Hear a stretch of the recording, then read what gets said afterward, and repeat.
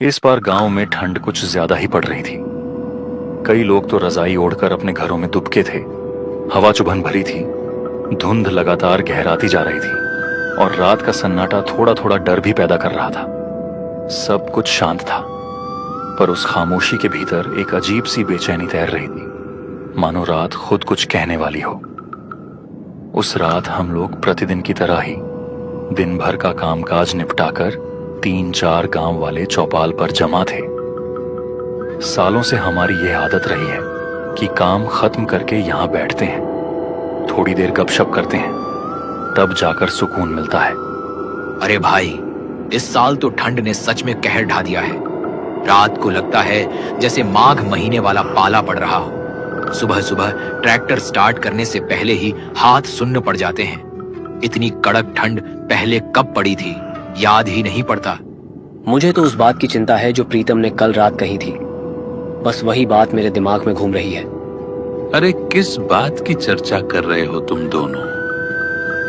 मुझे भी बताओ ना। आखिर ऐसी कौन सी बात है जिसने तुम्हें इतना परेशान कर रखा है? धीरे बोलो भाई।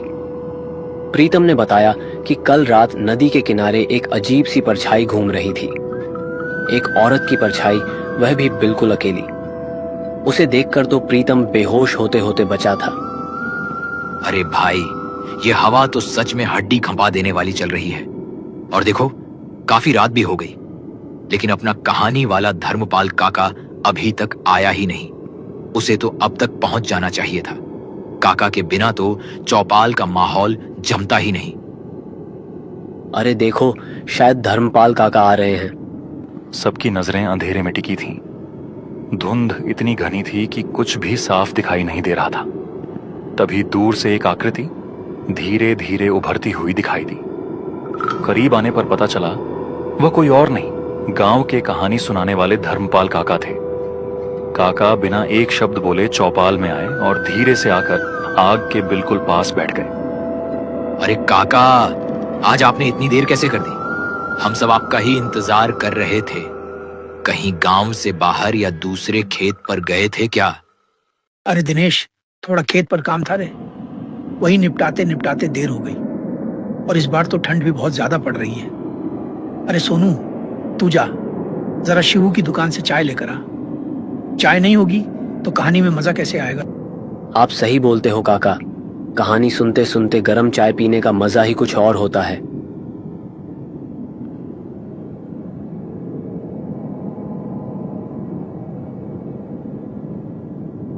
और आपकी कहानियां तो एकदम सच्ची लगती हैं काका।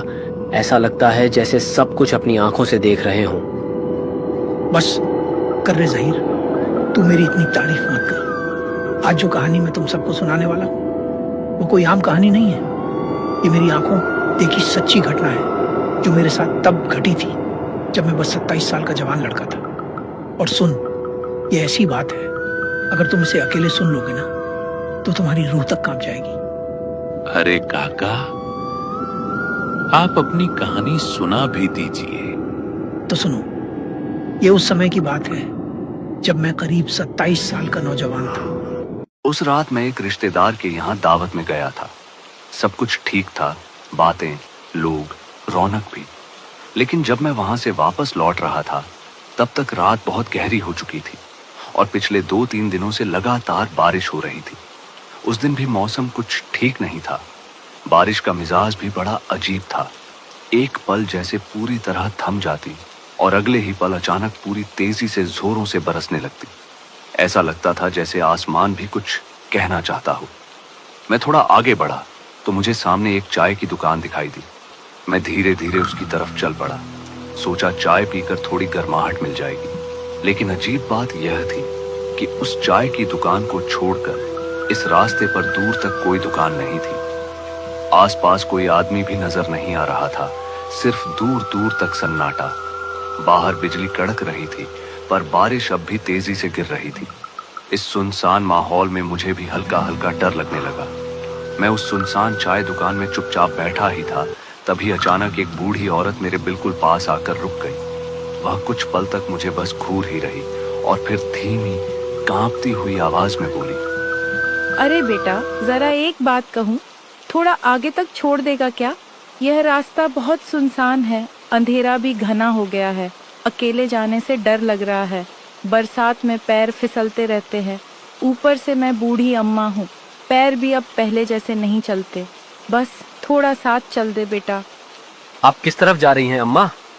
बेटा, मुझे पुरानी हवेली के पास जाना है बेटा।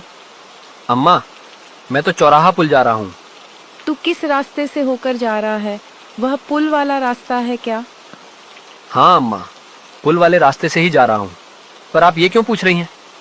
हाँ, वह रास्ते का पुल डूब गया होगा। मैं उसी पुल से आया था तब ठीक था, शायद कल पानी में डूब गया होगा। पानी भी तो लगातार हो रहा है। एक और रास्ता भी है जिससे तू और भी जल्दी चौराहा पुल पहुंच जाएगा। बस आगे थोड़ा सा जंगल पार करना पड़ेगा।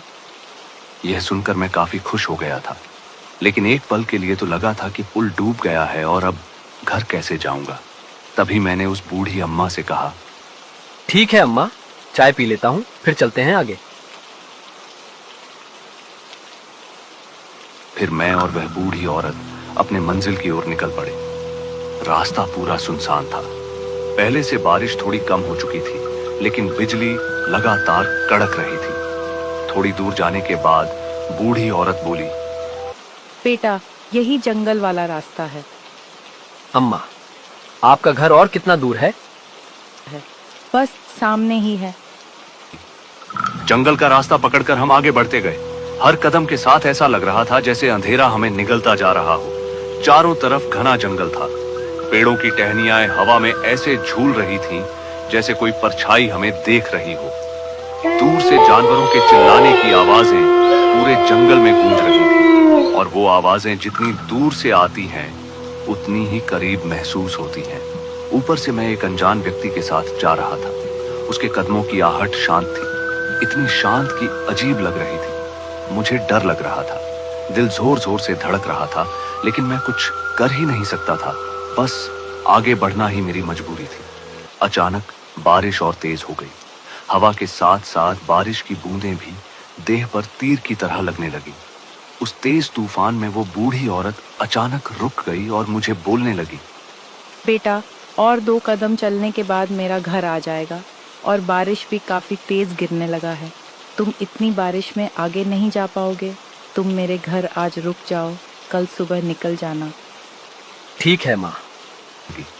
बस 2 ही कदम चले होंगे कि हम उस बूढ़ी औरत के घर पहुंच गए, लेकिन मैं भी घर को देखकर हैरान हो गया था। इतने सुनसान जंगल में ये बूढ़ी औरत अकेली रहती है, मुझे विश्वास नहीं हो रहा था। वैसे अम्मा, अभी आप कहाँ से आ रही थीं? अरे, मैं अपनी बेटी के घर से लौट रही थी।